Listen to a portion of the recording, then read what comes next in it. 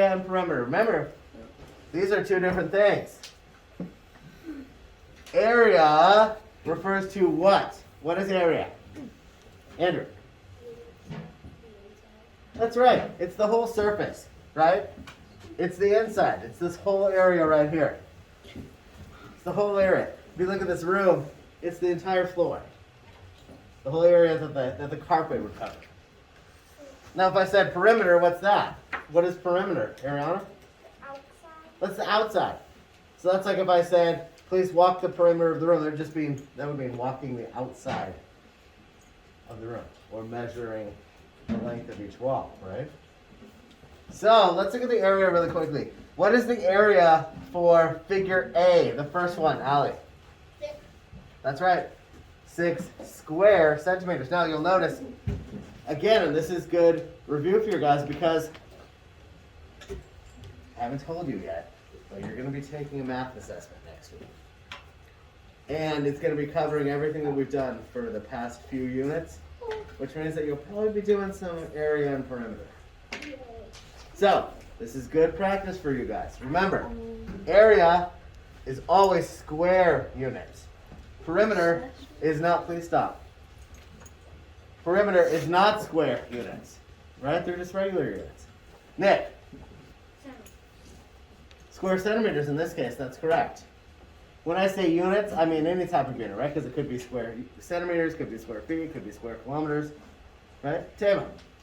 How many years until the math assessment? How many days? I thought you said how many years for a second. How many well, we're going to do it, I believe,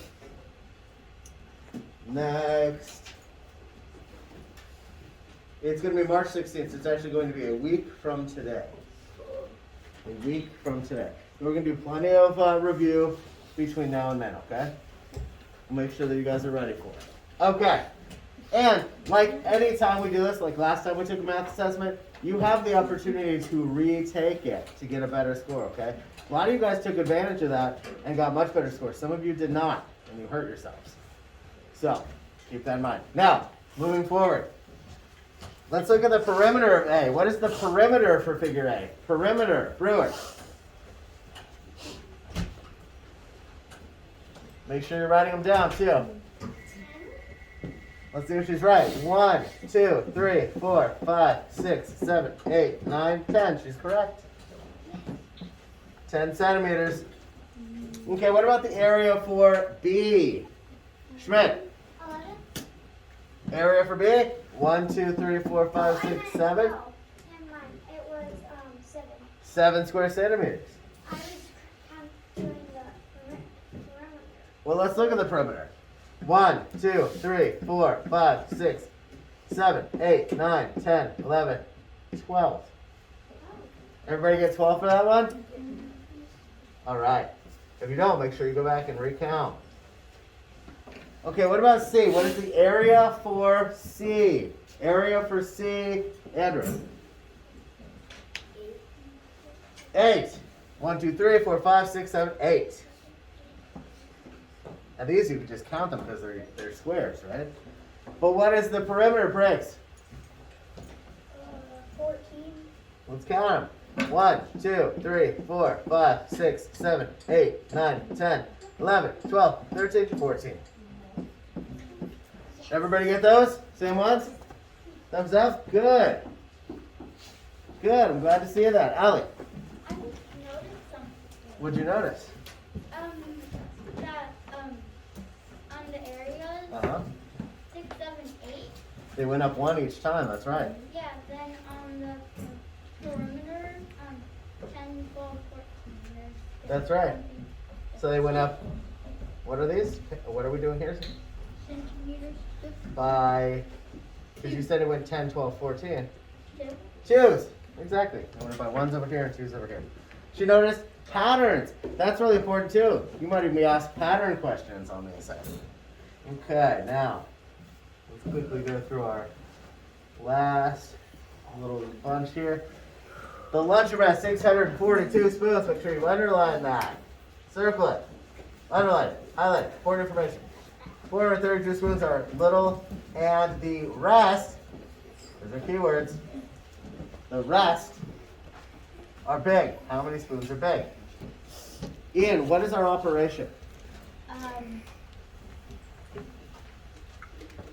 Subtraction. That's correct. And what's the answer? The answer is 210. Yes. That's correct. Right here. Now, how can we say that in a complete sentence? How can we say that, Schmidt? There are 210 spoons that are big.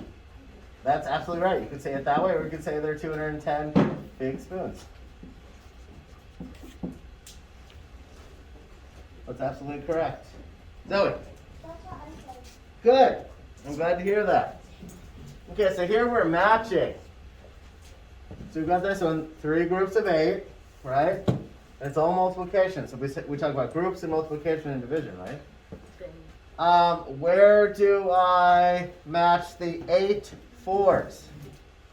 Where do I match the 8 fours, Talon? 8 fours. 8 fours. If there are 8 fours, 2. Match it to the. which one do you think? 4. This one? Yeah. Yep. Because there are 8 fours, right? What about multiply 8 and 4? Multiply 8 and 4, Jed? Where would I draw the line from this one? Multiply 8 and 4. 8 times 4. That's right. We actually said the same thing. 8 fours and 8 times 4, right? Multiply 3 and 8. Multiply 3 and 8, Andrew. That's right. 4 tens. Where do I put the 4 tens? Where do I draw that line? Where do I put the 4 tens? Nick? Where should I match that one? 4 times 10. Now what about 8 groups of 4? 8 groups of 4, Andrew. That's right. Do you guys notice how many different ways we can say the same thing? 8 fours, 8 groups of 4, multiply 8 and 4. This is the same thing. What about 4 groups of 10? 4 groups of 10. Andrew. That's right. Same thing as 4 tens, right? And last one, 8 plus 8 plus 8. Sellers. Bless you, bless you. 3 8. Those are 3 times 8. There you go. Good. Those make sense, right, guys? They're just different ways of saying the same thing. So make sure you pay close attention. This is why I'm always telling you guys how important it is to read the problems. Okay? Last one here. Oh, 2 last ones. Show 649 on the number line. So, if I'm going to show 649 on this number line, I'm going to draw a dot. Where should it be? Are you trying to sharpen that pencil? Or are you raising your hand to answer? Where should I put the dot, Jack?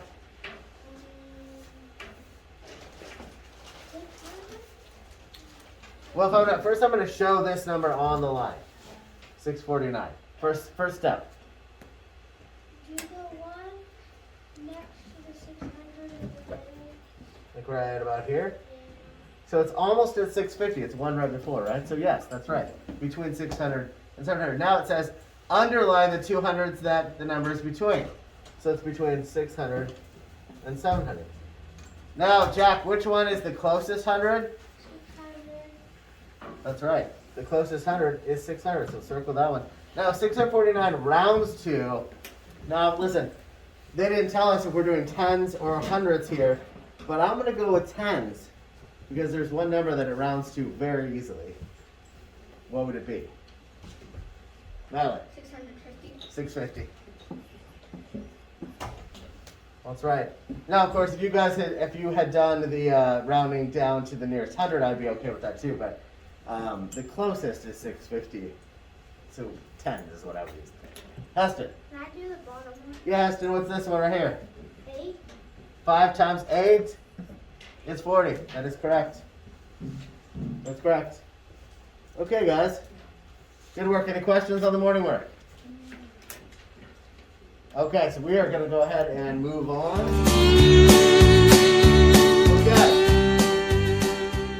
So, let's go ahead and go through at least the guided practice part together right now.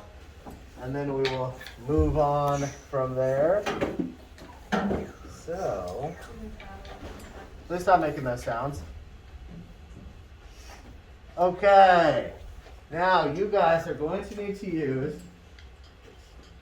your name tags with the rulers on them, or another ruler if you have it.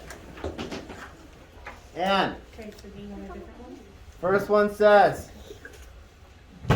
draw a line that is 1.5 inches long. So I need you guys to take your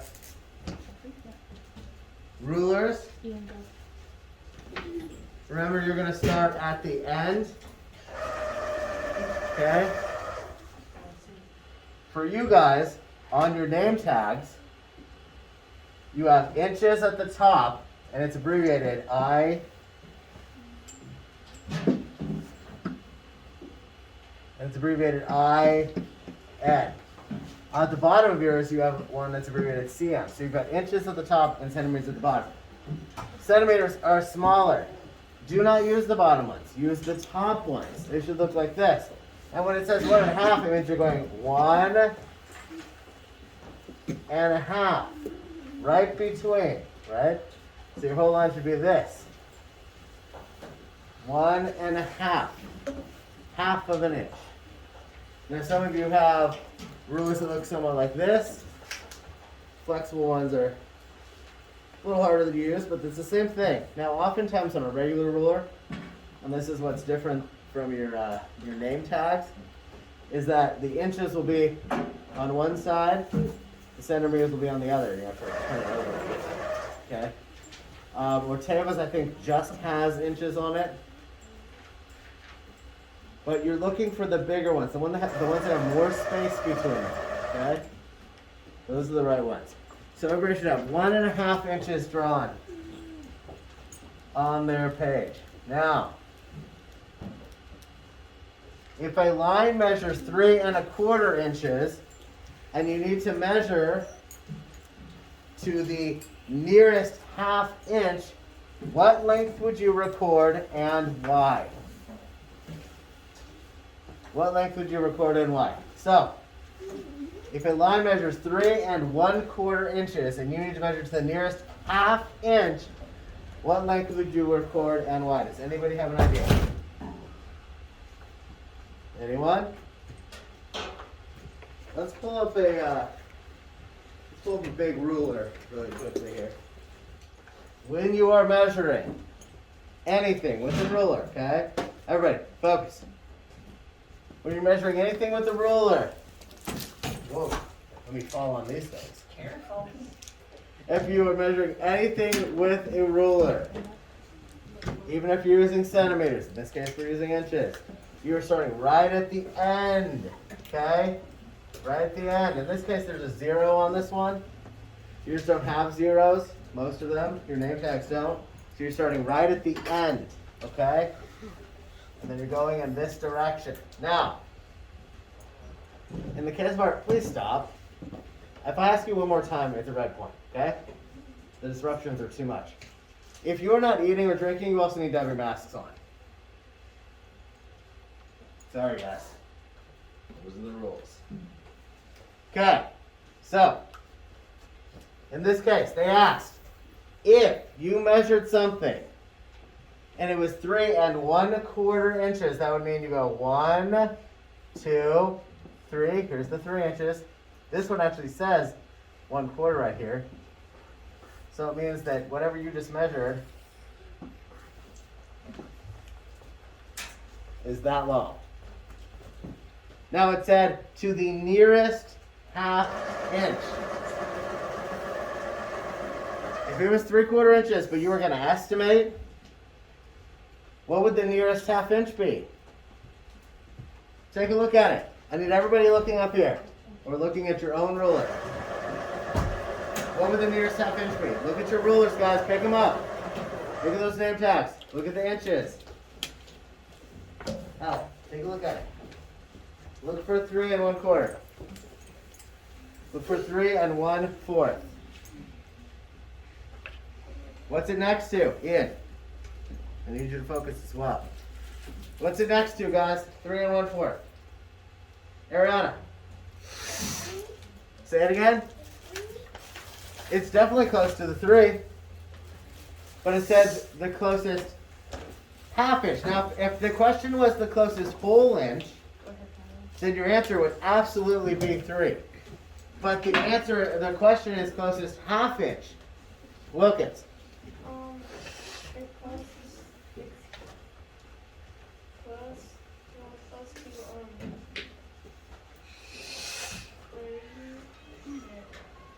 Closest half inch. 1.5, 3 1/2. 3.5. He's correct. Because look where the half is, guys. The half is just a little bit further. This is where the quarter is.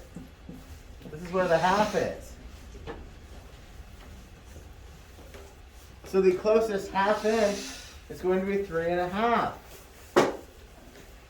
Now, I did ask you all to look at your rulers, and I see a whole lot of you not doing that. I asked you to pick up your rulers and look at them. Please pick up your ruler and look at it.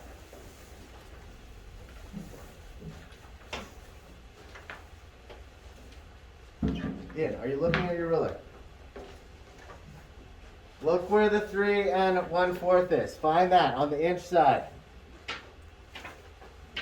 Find it. Everybody should see where 3 1/4 is. 2. That's right. That's right. And what's the closest 1/2 then? 3 1/2. 3 1/2. Now, if they said closest whole inch, you would be correct. It would be 3. But if they're looking for the closest half inch, so it's going to be 3 1/2. Because 1/4 is close to 3 1/2, correct? Look at this will have you looking at your rulers. You should all be seeing this. Yes, Joel.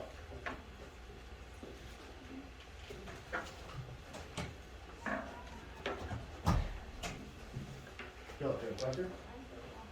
Okay. Ruler.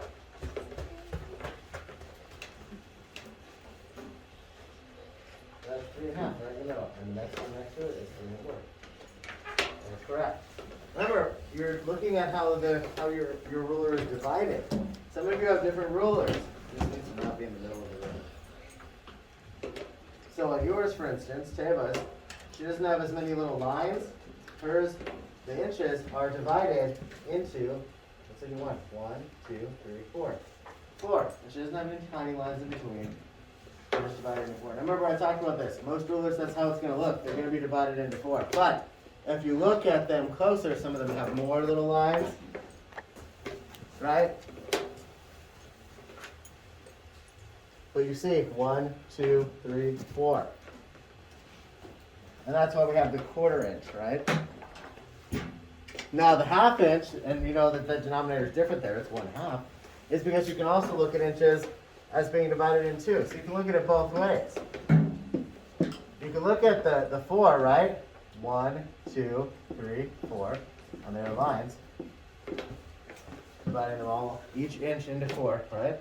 But you can also look at it this way. 1, 2 on their lines, cutting them each into 2. So when they're asking for the closest half inch, they mean 3 1/2. Let's go back to that page there.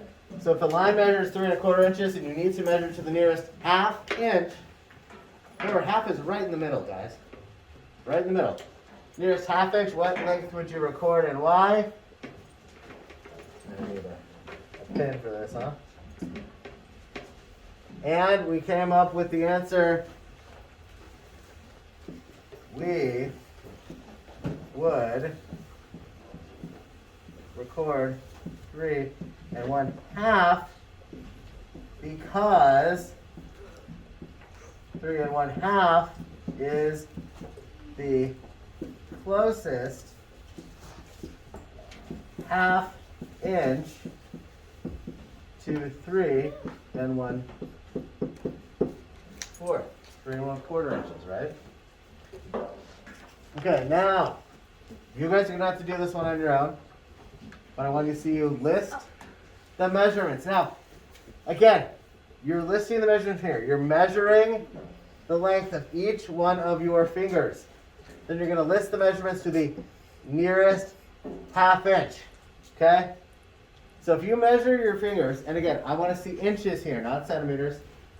If you're measuring your fingers with the inches, and you get something like, oh, I don't know, let's see a lot of those little dots here, and it kind of looks like a little over 2 1/4. Don't write down a little over 2 1/4 or try to make up some fraction, okay? Round it up, 2 1/2. That's the closest half inch, right? So go ahead and do that. You're gonna measure your fingers, and then we will work on a line plot to show the measurements of your fingers. So you guys are going to have to work on this individually. I'll be coming around to see it. But remember what the line plot is going to look like as well. You're just going to come up with a line. And then you're going to write down, you're going to make this look like, make it look like your ruler. Write down 1, 2, 3. Divide it up equally, just like your ruler. And then you're going to plot each one of your measurements that you wrote up here as dots above whichever one they match on the ruler that you draw, okay? The scale that you draw. Does this make sense, guys? Yeah? Some? Okay, well, we'll be making our way around. Please at least attempt it. Everybody should begin measuring your own fingers now. Don't do all of them. Let's just do one hand, okay? Let's do one hand. Measure the length of each of your fingers on one hand. Okay? And then I will do the same and we will plot them, but I want to see that you all are doing this individually because everybody's going to have different answers. Okay? So go ahead and get started. And then we will come back together to go through it, and then we will talk about our independent practice